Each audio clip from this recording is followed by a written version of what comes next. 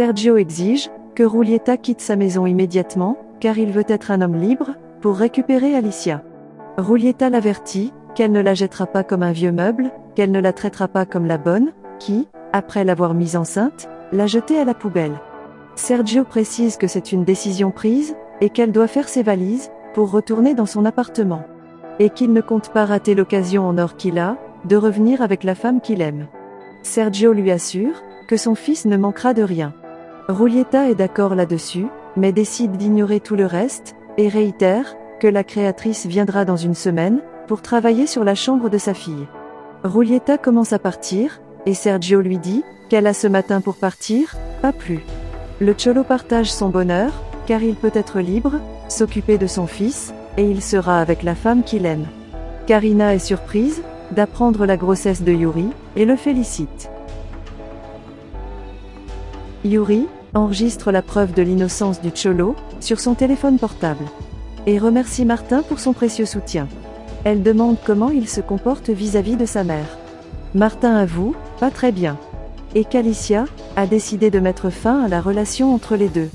Yuri n'arrive pas à y croire, car sa mère l'adore. Martin déclare qu'Alicia l'a abandonné, devant le monde qu'il a laissé tomber. Yuri promet de découvrir ce qui se passe vraiment avec sa mère, car elle fonde amour pour lui.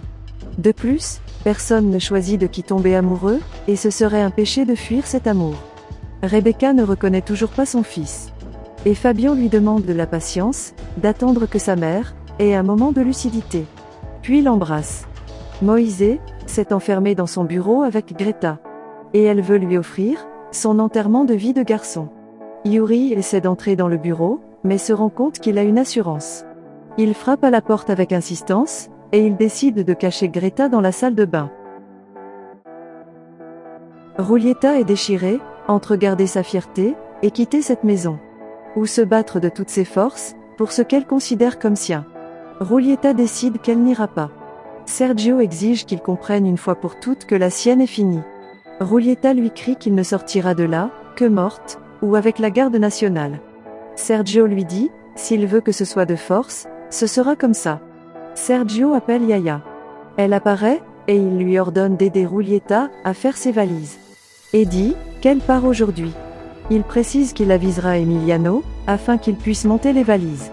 Moise ouvre enfin la porte du bureau. Yuri le regarde très nerveusement. Il lui montre la vidéo qui prouve l'innocence du Cholo. Mais elle continue à le regarder, très nerveusement. Et il s'excuse, qu'il est très fatigué. Elle entend un bruit dans la salle de bain, et part pour voir ce que c'est. Moïse la poursuit en essayant de l'arrêter, mais Yuri entre dans la salle de bain, cependant, il ne trouve rien de bon augure. Moïse lui dit qu'il s'agit de son imagination, la félicite pour les preuves obtenues, et lui demande de lui remettre l'enregistrement original, pour le présenter au procès. Karina est sur le point de partir, mais un officier lui dit que Mujika veut la voir en privé. L'assurant que cette rencontre va être longue, donc, il rentre chez lui.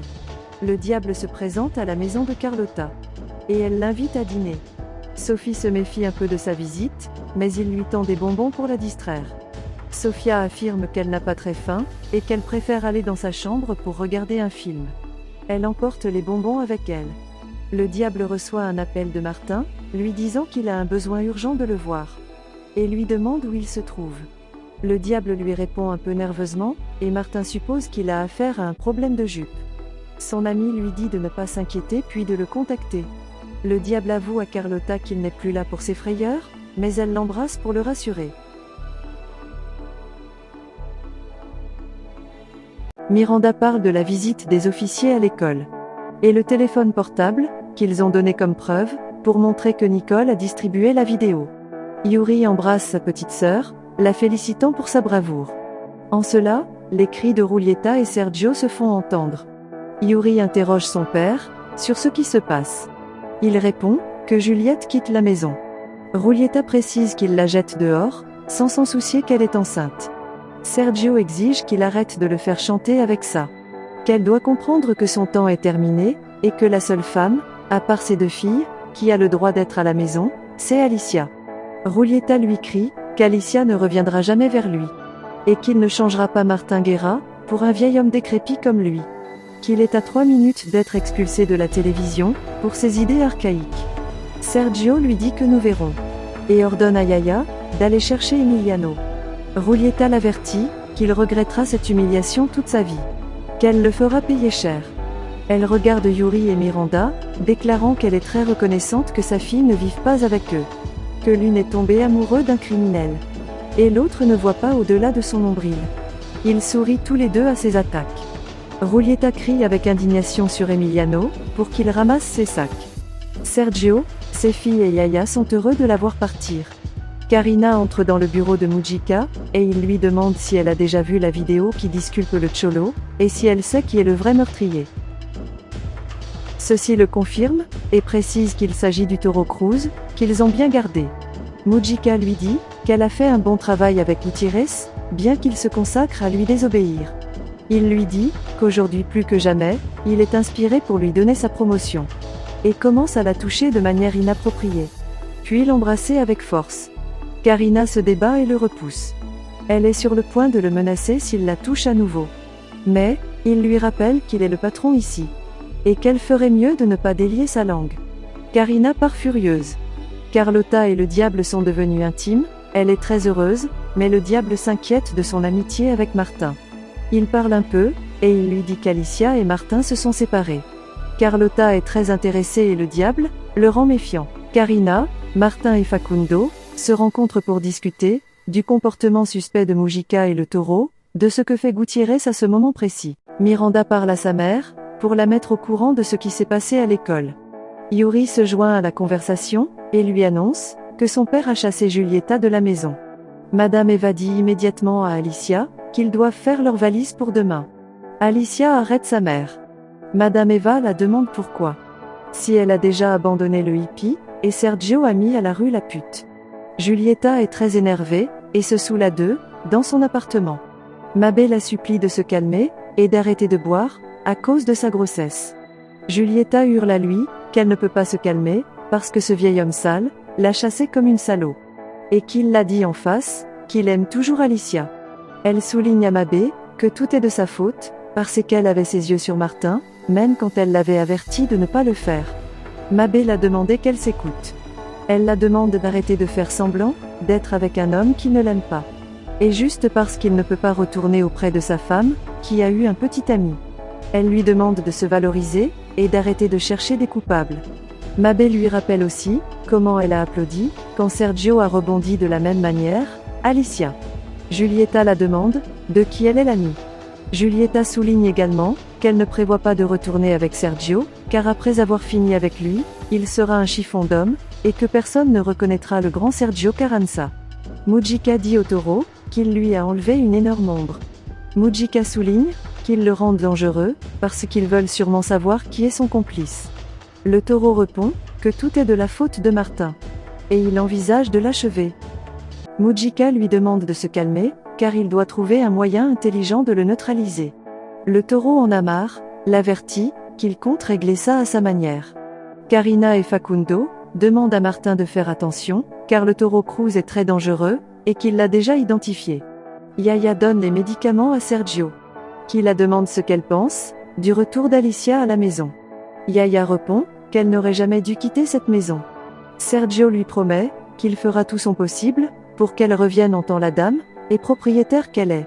Alicia se présente à la maison de Fedoda pour lui dire qu'elle est encore très blessée, mais elle considère que leurs amitiés devraient être plus fortes que les obstacles.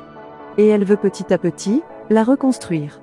Fedora la remercie et promet de ne plus la décevoir. Fabian et Paco prennent leur petit déjeuner. En ce, Rebecca apparaît. Elle en est surprise et semble être excitée quand elle voit son fils. Paco, excité aussi, serre sa mère dans ses bras. Alicia dit à Fedora que Sergio veut qu'elle revienne pour être son partenaire. Alicia commente que cela leur faciliterait la vie, mais elle ne veut pas le faire. Fedora lui dit qu'elle doit faire attention, car Sergio est un vieux renard. Julieta pleure, tristement dans son lit, menaçant que Sergio regrettera de l'avoir humilié. À l'école, la directrice fait appel aux parents de Nicole et Alicia pour livrer le rapport d'expert, qui stipule que la vidéo a été distribuée par Nicole. Donc, elle sera expulsée de l'école, et perdra l'année scolaire. Nicole pleure, et commente qu'elle ne voulait blesser personne, et qu'elle s'amusait juste avec. Son père lui fait remarquer que ce ne sont pas des façons de s'amuser. Il exige qu'il s'excuse, auprès de Miranda, et de sa mère, pour les dommages causés. Nicole déclare qu'il ne va pas s'excuser auprès d'une cinglée, et s'en va. Alicia embrasse sa fille, et la donne de la force. Luna raconte à Sofia la visite de son père, pour organiser une visite au musée. Cependant, elle commente qu'ils ne lui donneront pas la permission, car ils craignent que sa famille ne dénonce son frère. En plus du fait qu'ils ne pourront plus être amis. Sofia le nie catégoriquement, en précisant avec insistance que leur amitié ne sera pas perdue. Luna sourit de soulagement. Le taureau dit à Kike qu'il devra les aider à résoudre le problème qu'il a cause avec la famille de l'ami de Luna. Miranda dit au serpent de la décision de la directrice.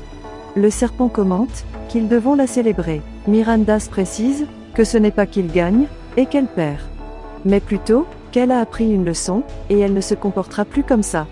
Nicole raconte à Vanessa ce qui s'est passé. Elle est énervée parce que détruire son téléphone n'a servi à rien. Vanessa la recommande de s'excuser auprès de Miranda et que cela pourrait la sauver de l'expulsion. Nicole refuse et dit qu'elle va la faire payer à Miranda. Julieta se présente à la Fondation Carranza pour proposer à Lucas de lui accorder les 5 minutes de gloire qu'il a toujours recherchées. Lucas sourit et l'écoute avec intérêt. Sergio rencontre Fabian et Tamayo pour exiger qu'il retire Julieta du programme parce qu'il l'a déjà retirée de sa vie et qu'il a un besoin urgent d'un remplaçant. Tamayo répond si après 3 semaines ils vont se réconcilier, il va demander de virer le remplaçant. Tamayo exige qu'il arrête d'impliquer la chaîne dans ses affaires personnelles. Sergio est d'accord avec lui, mais lui demande de le soutenir. Tamayo refuse, car Julieta a un contrat. Et l'avise qu'il doit continuer à travailler avec elle. Sergio, très contrarié, s'en va. Moïse rend visite à Cholo, commentant qu'il ne peut toujours pas revendiquer la victoire, car il est toujours accusé d'avoir organisé l'escapage de la prison. Cholo souligne qu'il n'a sûrement pas l'intention de l'aider, et encore moins maintenant que Yuri attend son fils.